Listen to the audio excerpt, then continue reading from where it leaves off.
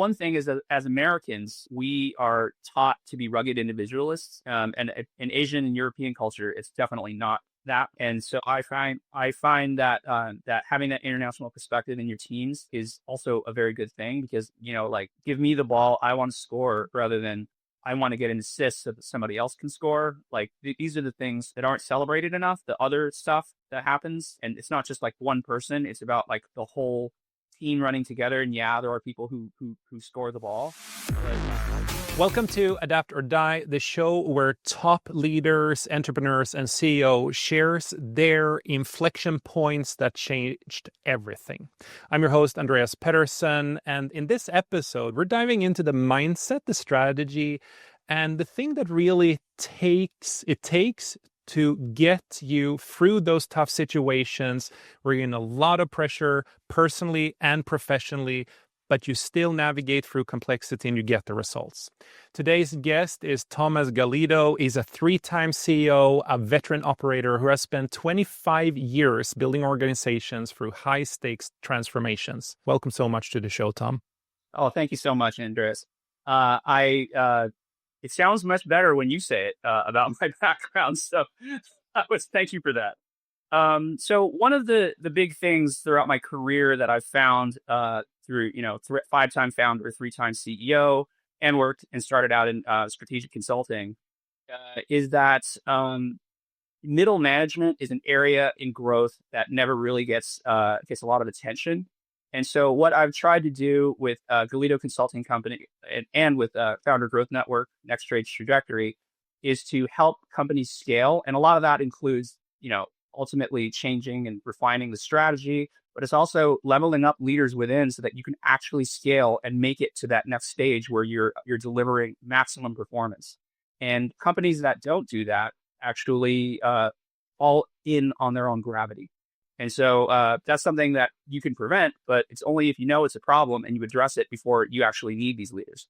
So people talk about culture all the time. That starts before even the company is big or important. I agree. And I've seen a lot of founders actually who completely skip the step of doing an intentional culture strategy. They are so into the product, they just grow the company. And then one day it's like, oh, an accidental culture. And now they have to try to change it. How do you work with founders to make sure that the culture is something, as well as the leadership practices, is something that is top of mind day one and not just chasing revenue or building a product? Great question. I think that the way that you do that is ultimately determine what the end goal is in terms of what you're promising yourself, your employees, and your investors, and back into the things that are going to get you there, right? So culture is an important part of that, in addition to the efficacy of your technology, your operational process flow. All of these things should be thought about together, but the unfortunate thing is a lot of founders are really good at one thing, whether it's sales or if it's a technology, and they lack a lot of the roundedness to get there. And they ultimately create situations that they have to unravel later as they try to implement a much more corporate culture. Startups are finding a business model.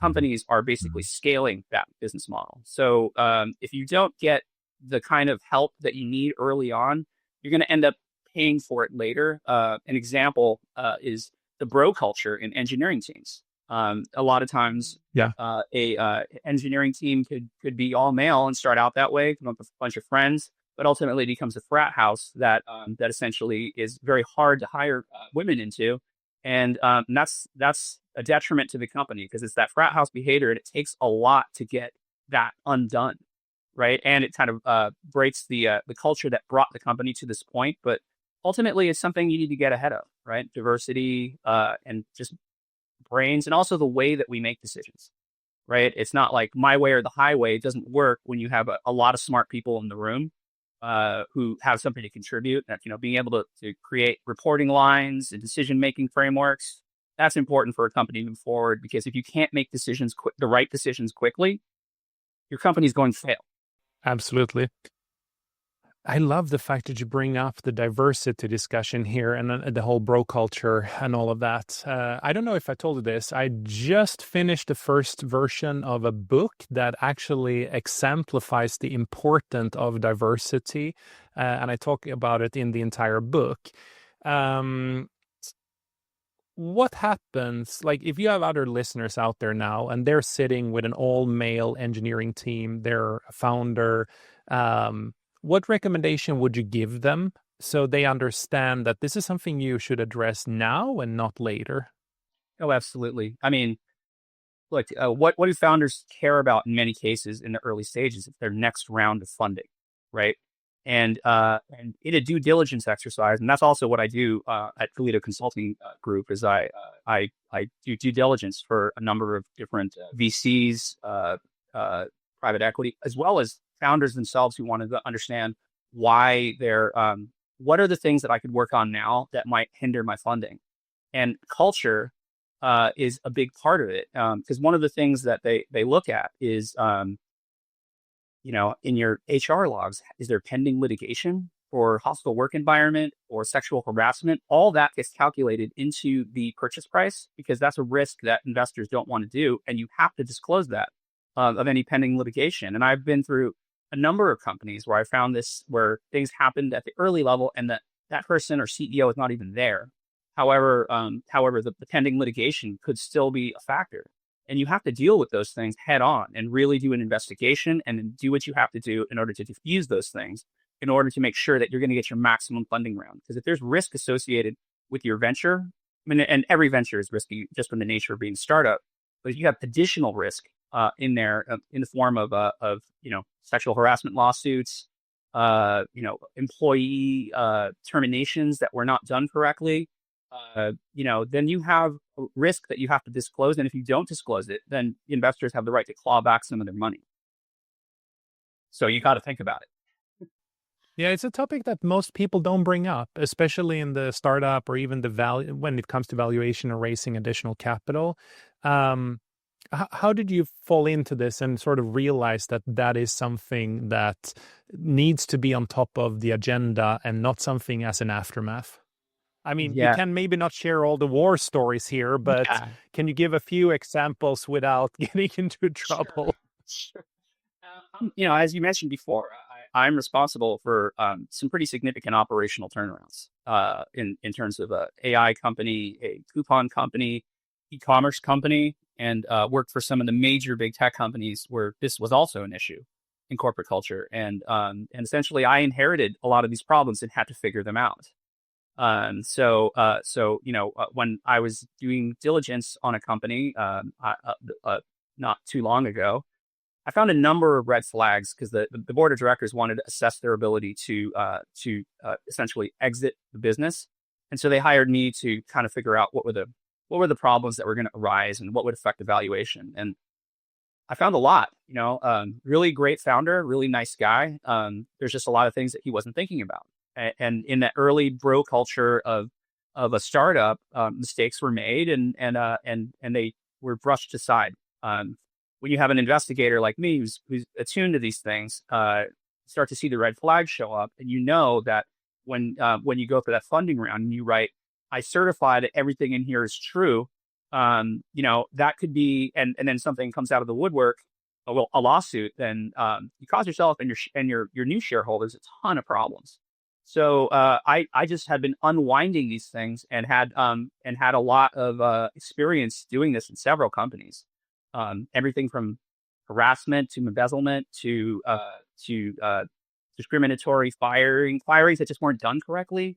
They all create risk, and it all gets added up. And essentially, you have to do these things and really handle them correctly. And so it's whether it's not, HR is not a throwaway function. It is an actual real function that you need to do correctly. Otherwise, you're just going to invite risk into your company, and that just kills founders because they're uninvestable after that kind of stuff happens. Wow. This is a topic I could dive into and double click even more, but I also want to make sure that we get to the meat of the bone of what you and I talked about prior to this one.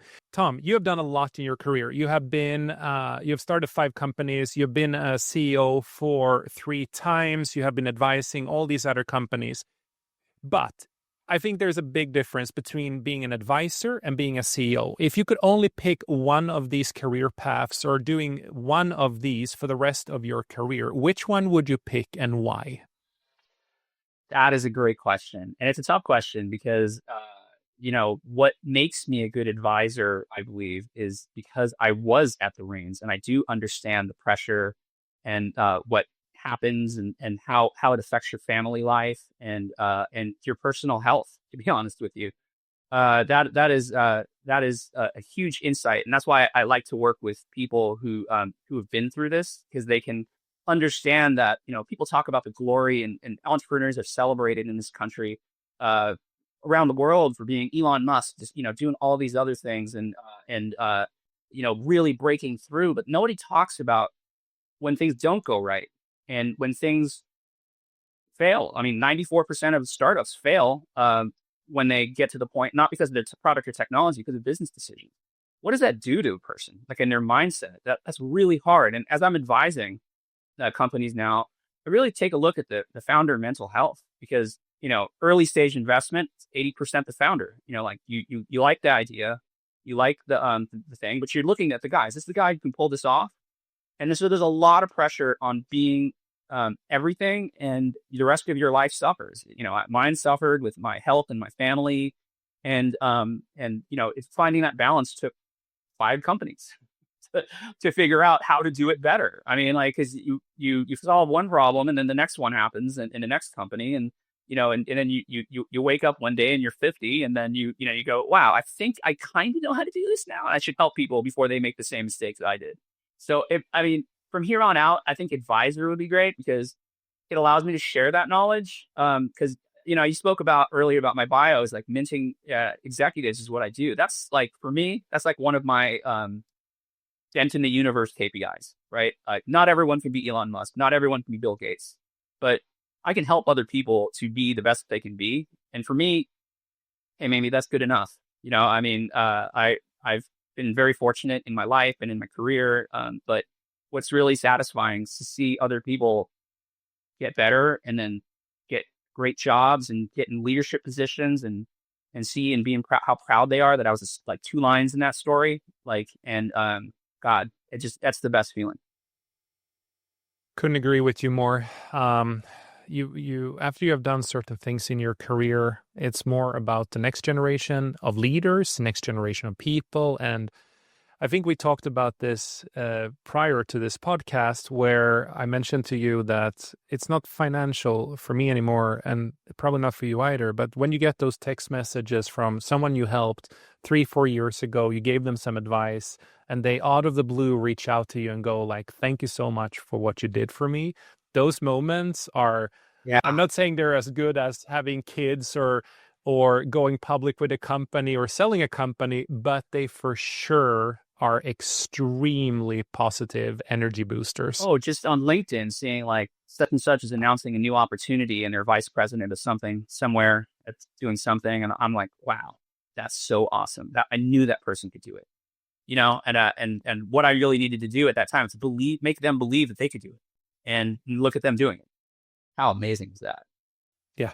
And that's another interesting point, because most of the times and we are in a similar area of what we do today, we both advise startups, different companies on different levels, boards. I would say most of the people I find, they're smart, they're really smart, they have a lot of experience, but for some reason they can't always see the potential in themselves. Why do you think that is? If I'll relate my Asian parents' story, right? I mean, like whenever I did anything good, they're like, good enough.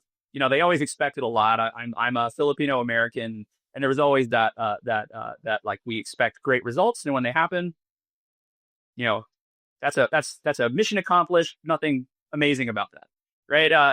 But I definitely see that in academia today, where people expect a 4.0, if not a 4.2. Right. And so they can't, it's hard to celebrate when you don't know I didn't know back in when I was in high school that, that you could get more than a 4.0, right? I didn't know that was possible. And so I kind of learned that like, wow, don't get too excited about success because you never know, if the bar is going to get moved and you're just going to be behind. So I think a lot of people in that rat race, oh, I didn't go to this business school, I didn't go to that technology school, and then they just tend not to believe in themselves. And They if you look, underestimate yeah, what they already have done. They underestimate their wins. They underestimate, like, just because they don't have all the cards in the deck, that doesn't mean that they don't have more experience than the person next to them. when I was at IAC, I had this one young lady. I was in the backdrop of the story is that I took a $5 million product and turned it into a $50 million product in under 2 years, right? Um, I had the pick of the litter of people I could add to my team, and I had very few people. I picked a girl out of customer service that didn't go to a fancy college and was very like, wow. I mean, I guess this is good enough. She is now a leader at like a head of product management somewhere, and like a big good company. And once she became like the best employee I've ever had, right? And it was not because she had a Harvard MBA or anything like that. It was because she just had grit and was willing to learn and was willing to take the leap in applying the things that I taught her and just do it and just become that person. And man, she is just wow. Like it changed my whole, I used to be an MBA snob back in the day, and I am not anymore. Like you got to prove to me if you have an MBA that you can actually do the work and not just know how to do the work and tell somebody else how to do the work, to actually roll up your sleeves and do it and being able to repeat it. And that she really changed my mind. Speaking of MBAs, should you get them or should you not get them? Okay, so I have a very controversial opinion on this. So MBAs are great, right? However, they only get you your first job. And one of the things that I say to people is that if you're going to get an MBA, what they teach at DeVry and what they teach at HBS are almost identical. Like no one has innovated on the business model, and a lot of business is evolving all the time, right? So learning how the basic models, that's a big part of business school. You can learn that online, and you can learn that in there. So what it comes down to is business school is what kind of connections are you going to get and networking from an alumni perspective, and what kind of pedigree do you need to get the jobs that you want? So if you're not going to like a top 30, 20, 10 sometimes, like then it's not really a high ROI project for you. And so as you are a business person, because you're investing in yourself for an MBA, if you're not seeing the return, don't do it.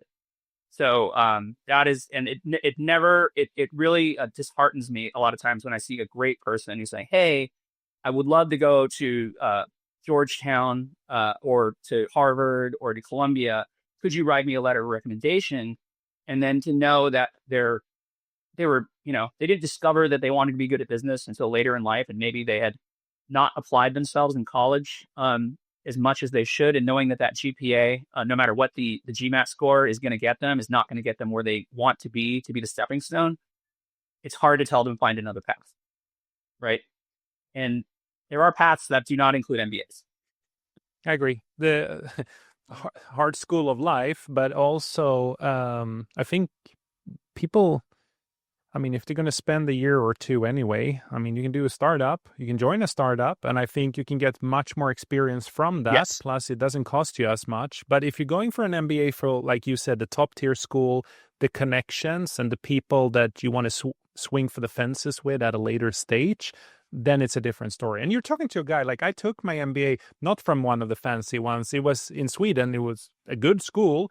And I think the MBA, I'm not sure if it gave me more than a key through a door. It opened up an opportunity, but it didn't teach me anything really about leadership. It actually made me more theoretical rather than more practical. But there have been situations where I have been accepted because I had an MBA. So yeah, do you understand? Like it's more a key than the skill set or what you actually need in life. Well, if you took a business degree in undergrad, then you're not learning the same things again. And I mean, realistically, it's a USDA stamp of approval. that you're not an absolute lemon, but all that we both know that even if you go to a top program, there are absolute lemons that slip through the cracks. And and they're all trying to be on the Smart Kids group project. Yep. And yeah, I mean, and ultimately, I was a political science undergrad at LMU. I had an international relations fellowship at London School of Economics.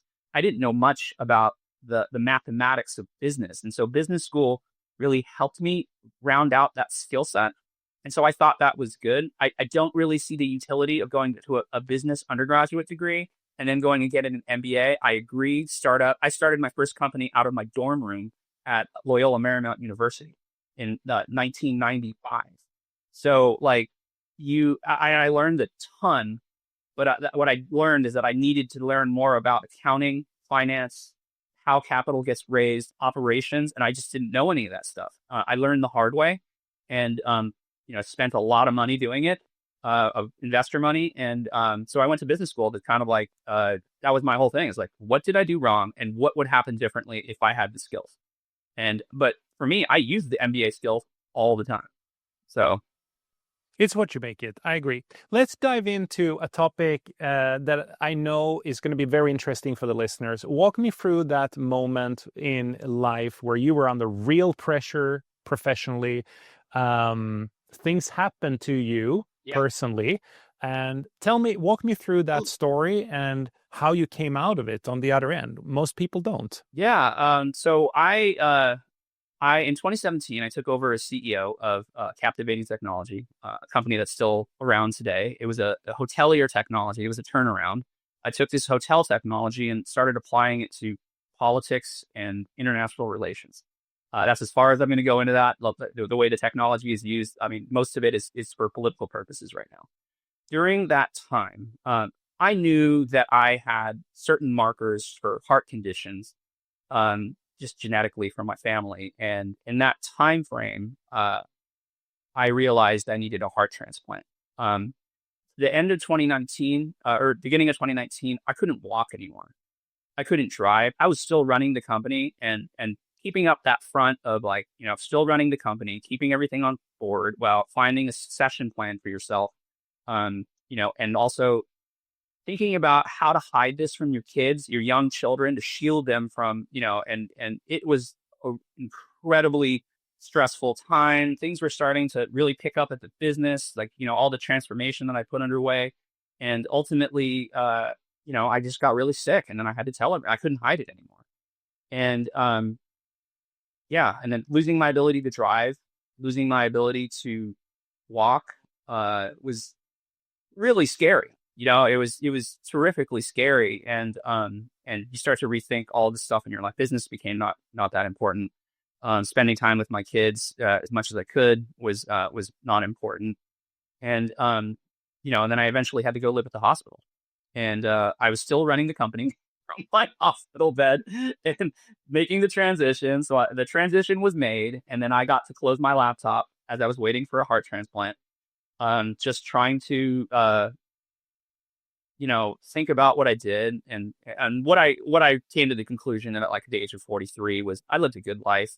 There's a couple things that I still wanted to do, but like see my kids grow up. And I was really regretful about not writing a science fiction novel. Always promised I was going to do that, because I just read science. It's what got me into the technology business. I just loved reading about it. The stories, the drama, the human drama around technology. And so once I was very fortunate. I got a heart. It was a good one. And I was walking the next day. Crazy. And so while that was happening, I was recovering after I got out of the hospital. I was recovering in my house, and spending time as much as I could with the kids. And then COVID hit. Oh my God. And then so I'm in my house. I have no immune system. I'm in my house. I can't go outside. And I had to recover that way. And during the course of that, I was recruited by a board of directors to be a consultant, to really, talking about GDPR and CCPA, privacy restrictions. But then I did that gig, and then they ultimately wanted me to be a product consultant. So I did that. 2 months after that, I was chief operating officer. 3 months after that, I was CEO. And Crazy. that was crazy. I mean, like to go through all that and then to ramp right back up and do an operational turnaround was a lot, and I was teaching first grade to my daughter, which so I was a really busy dude during that period in a really weird time in world history, and I was just happy to be back at it again and be in charge there. Ultimately, I ended up finding again through my what you talked about, my skill set and finding things. I found a lot wrong with the company that I was at, and you know, doing what I was doing, and I grew the company. Like our revenue, top line, and profitability were both up considerably. But then I found all these legacy things that happened way before I even heard of this company that needed to get cleaned up. That were quite large accounting and human resources issues, landmines that would come up, and I had to go and essentially figure out how to undo these things and how to create maximum shareholder value. And this was a killer, man. I can't even tell you how much stress I was under, right? I was an officer at this company, not knowing that it wasn't disclosed to me because I don't think the previous leadership really understood what they were doing. And so I found millions of dollars of unidentified risks and liabilities in the company. A lot. Like, and I don't even Walk want to. me. So I want to hear the story, but I have to ask this question. I'm sitting here and like I know the listeners will ask that as well. How can you go from having a heart transplant, barely being able to walk, ending up going to the hospital, and then having small kids, and then coming back, and then you find yourself in a very stressful situation? Isn't that a risk?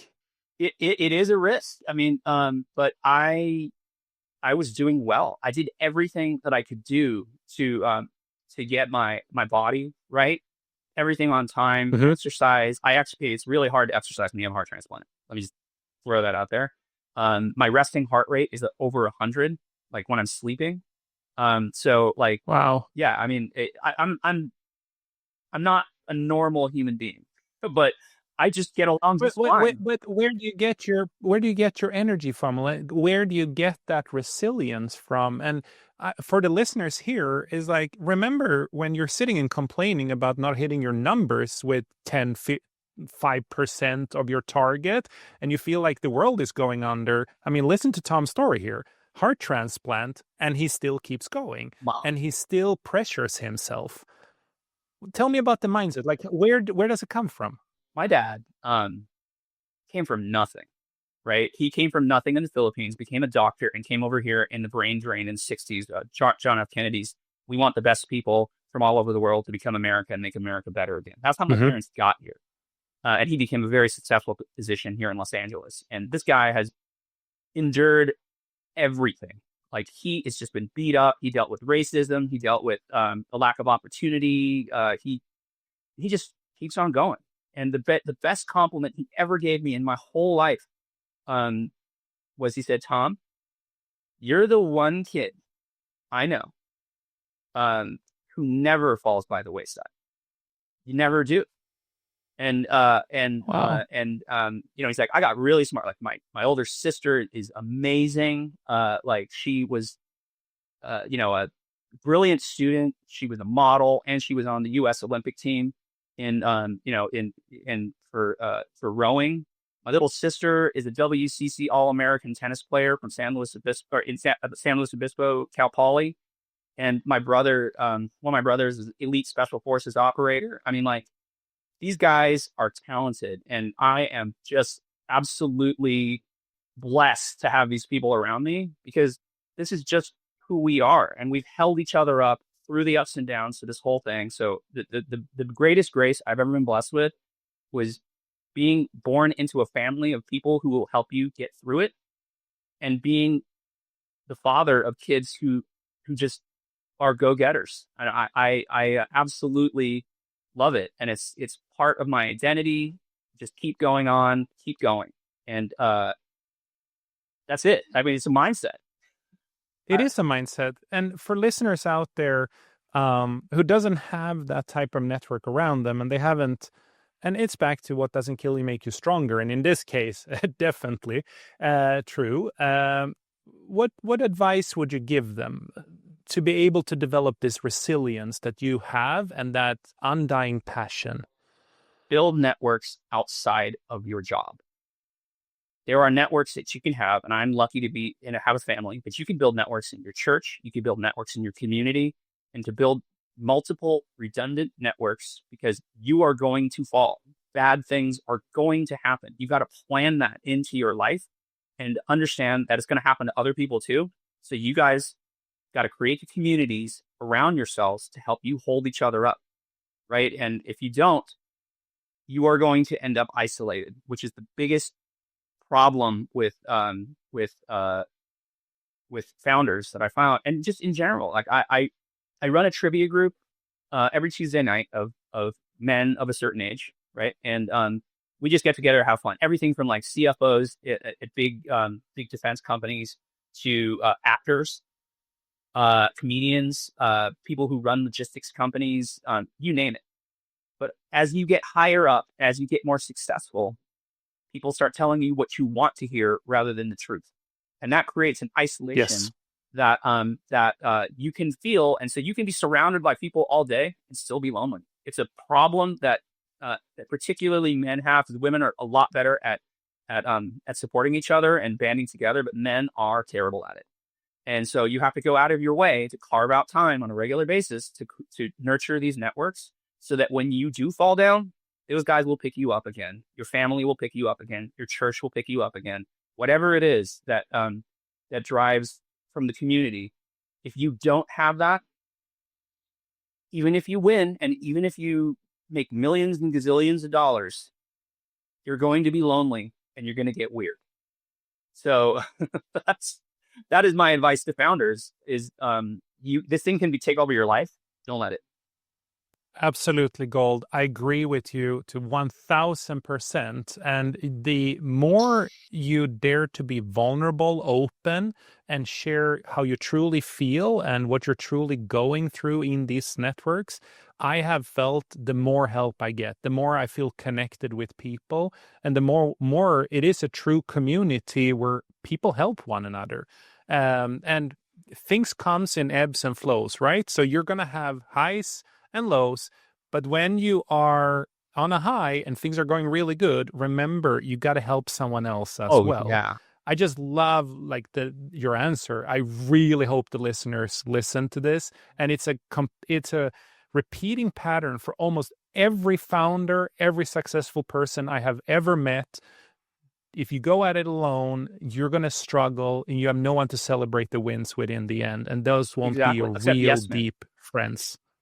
So, I mean, one thing is that as Americans, we are taught to be rugged individualists. And in Asian and European culture, it's definitely not that.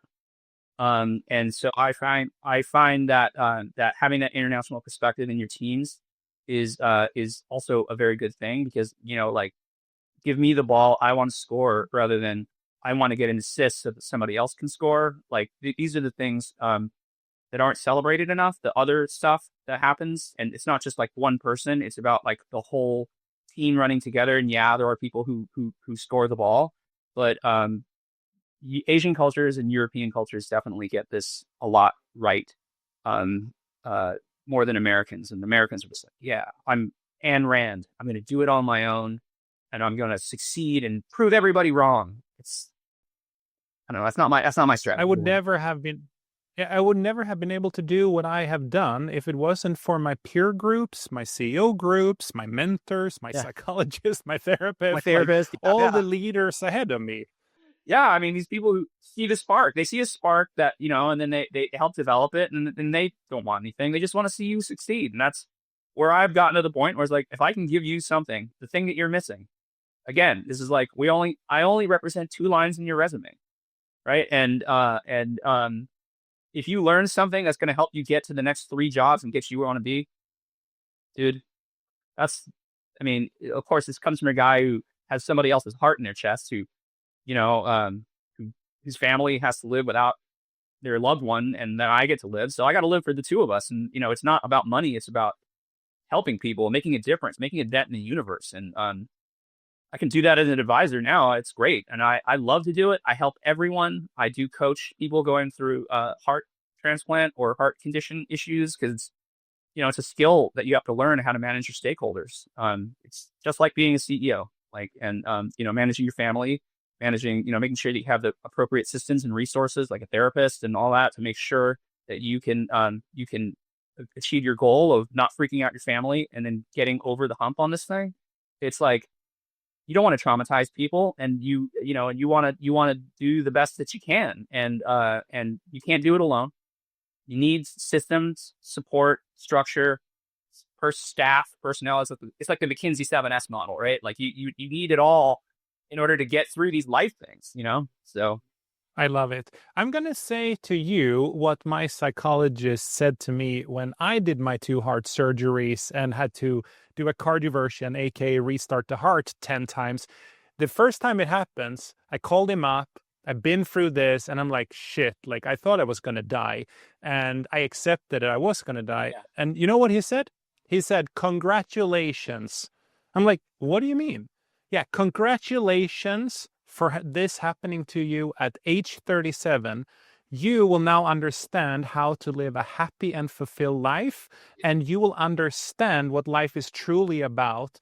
And no one else, or most people, will not have this experience until they are in their 70s. So congratulations. And he was so right. At the time, I was like, what the hell are you talking about? Why are you saying congratulations?